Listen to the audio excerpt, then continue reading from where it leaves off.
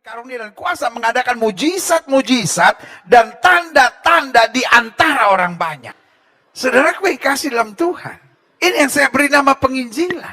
Dia menginjil bukan karena kemampuannya berkata-kata, dia menginjil bukan karena pengetahuan Alkitabnya, tapi dia menginjil karena kasih yang ada dalam hatinya. Roh Tuhan, iman yang ada padanya. Sehingga dia mau berbagi, dia mau menolong, itulah prinsip penginjilan. Jangan menginjil kalau hanya ingin mau merubah orang. Yang ada hanya kearoganan kita. Yang ada akhirnya hanya manipulasi kita. Penginjilan harus dimulai dengan kasih. Karena kita mengasihi jiwa-jiwa. Kenapa kita berdoa buat yang sakit? Masa bodoh lah orang mau bilang, apa itu? Karismatik, doa buat orang sakit. Doa buat orang sakit. Murahan. Injil gak bisa dijual murahan seperti itu. Saudaraku, biarin deh. Saya mengasihi, ada orang sakit. Saya gak bisa bawa dia ke dokter karena saya bukan dokter. Tapi saya bisa mendoakan, itu sajalah yang saya buat lah.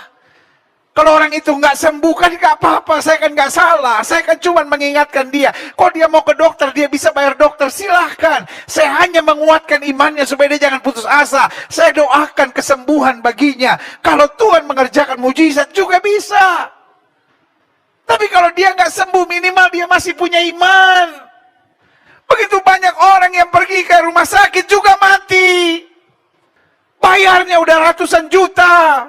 Dioperasi, tetap mati. Kenapa sih? Hati sudah busuk bener gitu.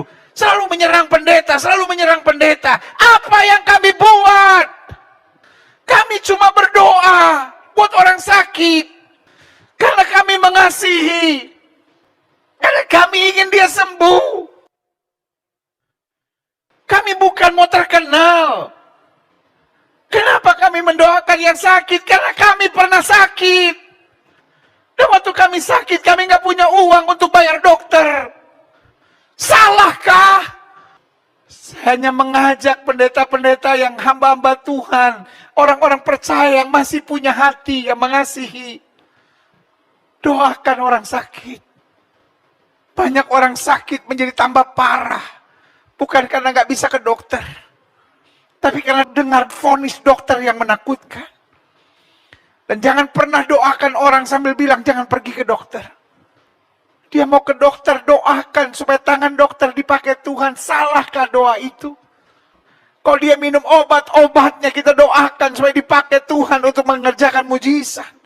Kan dokter nggak berani bilang obat ini menyembuhkan. Dokter cuma bilang, ya ini obat kami berikan, semoga cepat sembuh. Kalau nggak sembuh balik lagi, itu kalimat dokter. Saya berdoa, mulut-mulut kotor yang selalu menghina pelayanan-pelayanan kesembuhan, disadarkan Tuhan. Kami hanya mengasihi, karena kami berdoa.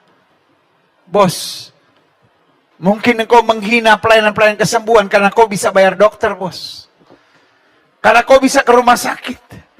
Sadarkah engkau begitu banyak orang gak bisa ke rumah sakit? Sadarkah engkau begitu banyak orang gak bisa bayar dokter? Dia cari pendeta, bukan karena apa-apa. Karena memang gak bisa bayar.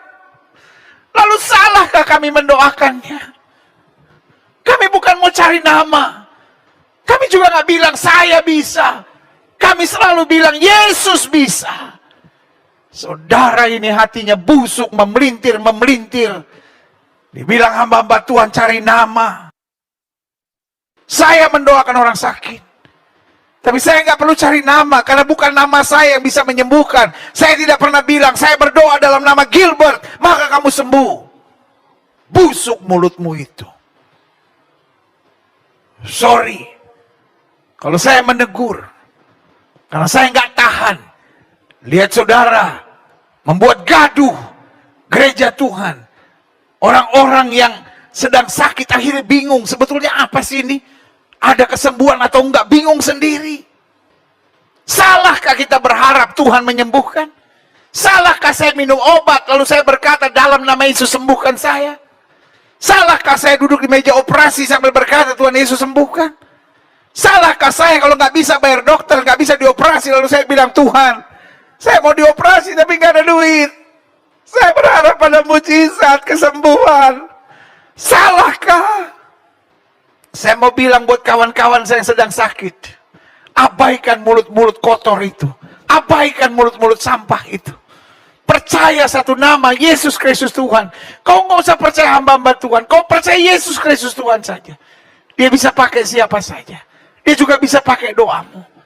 Dan untuk itu Alkitab bilang, oleh bilur-bilurnya kamu yang percaya sudah disembuhkan. Yes. Tanamkan dalam rohmu. Penginjilan itu dasarnya. Saya mengasihi. Karena Stefanus mengasihi.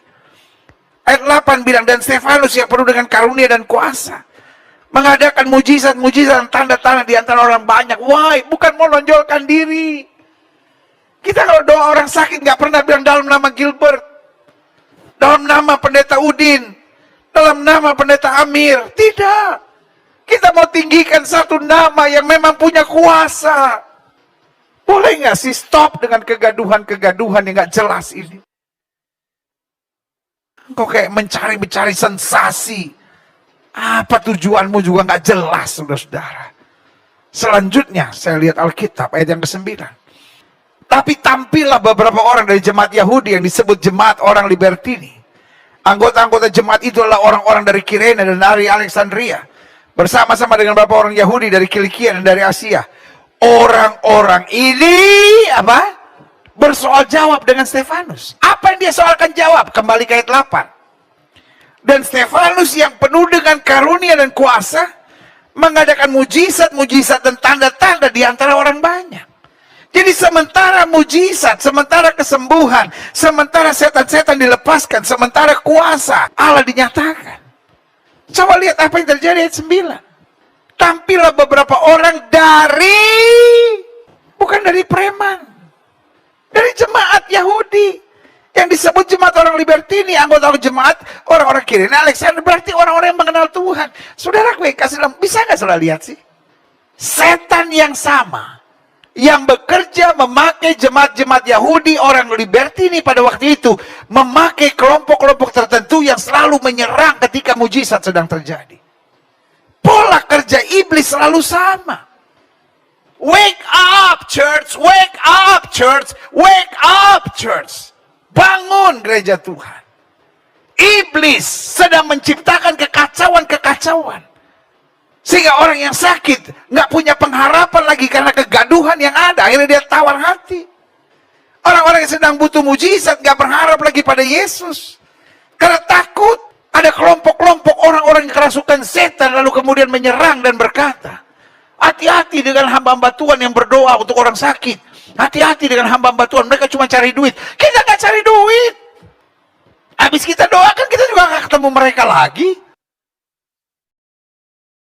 Kadang-kala kita cuma bilang, di rumah masing-masing, letakkan tangan kananmu di bagian tubuh yang sakit. Saya nggak pernah bilang, nanti kalau udah sembuh, kirim persembahan ke gereja. Enggak. Kalaupun mereka mau bawa persembahan, saya bilang, kembalikan ke gereja kamu masing-masing. Terus salahnya apa? Tetapi saya ketemu ayat ini.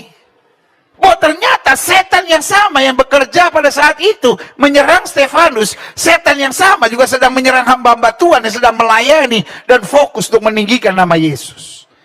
Ayat 10. Tetapi lihat, mereka tidak sanggup melawan hikmatnya dan roh yang mendorong dia berbicara. Karena dasar dari Stefanus adalah kasih. Ayat 11.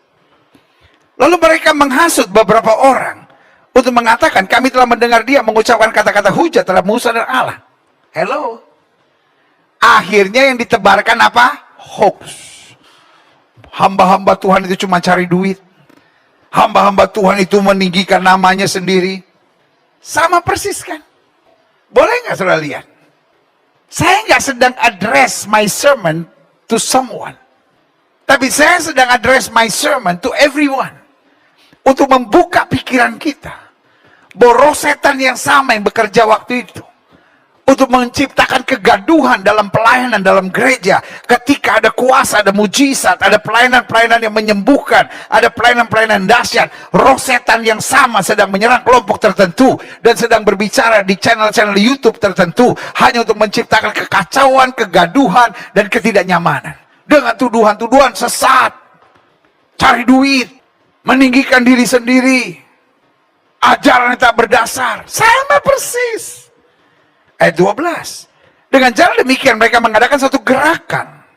Dengan khotbah di YouTube untuk menciptakan kegaduhan, mereka menciptakan satu gerakan di antara orang banyak serta tua-tua dan ahli-ahli Taurat.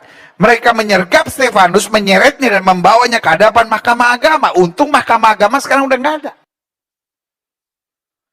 Mereka aja yang merasa diri hakim, yang merasa diri paling benar, lalu nyerang semua orang. Saya hanya ingatkan, gereja Tuhan, kembali pada Injil yang murni.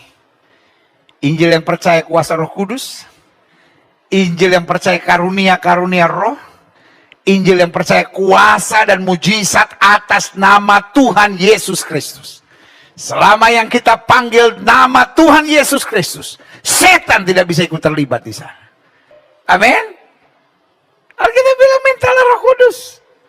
Tidak pernah Tuhan memberikan batu untuk anak-anak yang minta roti. Kalau kita minta kesembuhan dari Tuhan Yesus, nggak mungkin yang datang setan. Nama Yesus terlalu berkuasa. Kenapa? Saudara nggak percaya lagi nama Yesus berkuasa? Saudara pikir kita memanggil-manggil nama Yesus, tiba-tiba setan yang bisa datang? Waduh, aturan dari mana itu saudara-saudara? Lihat selanjutnya. Ayat 13. Lalu mereka memajukan saksi-saksi palsu. Wah, orang udah hatinya busuk. Kesaksian-kesaksian palsu pun dipakai. Orang ini terus-menerus mengucapkan perkataan yang menghina tempat kudus ini dan hukum Taurat. Selalu ujung-ujungnya, wah ini menghina Yesus, wah ini sesat, wah ini nggak pakai Alkitab, ini comot-comot ayat. Tuh, ayatnya jelas kok. Oleh bilur-bilur Yesus kamu yang percaya disembuhkan. Kalau ada yang sakit, panggil penatua, doa dengan minyak, lalu mujizat Tuhan dinyatakan. Simple. Ayat 14, sebab kami telah mendengar dia mengatakan bahwa Yesus orang Nazaret itu akan merubuhkan tempat ini dan mengubah adat istiadat yang diwariskan oleh Musa kepada kita. Semua orang yang duduk dalam sidang mahkamah agama itu menatap Stefanus. Lalu mereka melihat muka Stefanus sama seperti muka seorang malaikat. Mereka gregetan, kenapa lihat muka Stefanus penuh dengan kemuliaan Tuhan. Saudaraku, makin kau melayani, makin banyak orang gregetan lihat saudara. Tapi ini yang saya mau bilang, maju terus. Dan saudara-saudara tetap ada dalam kemurnian Injil.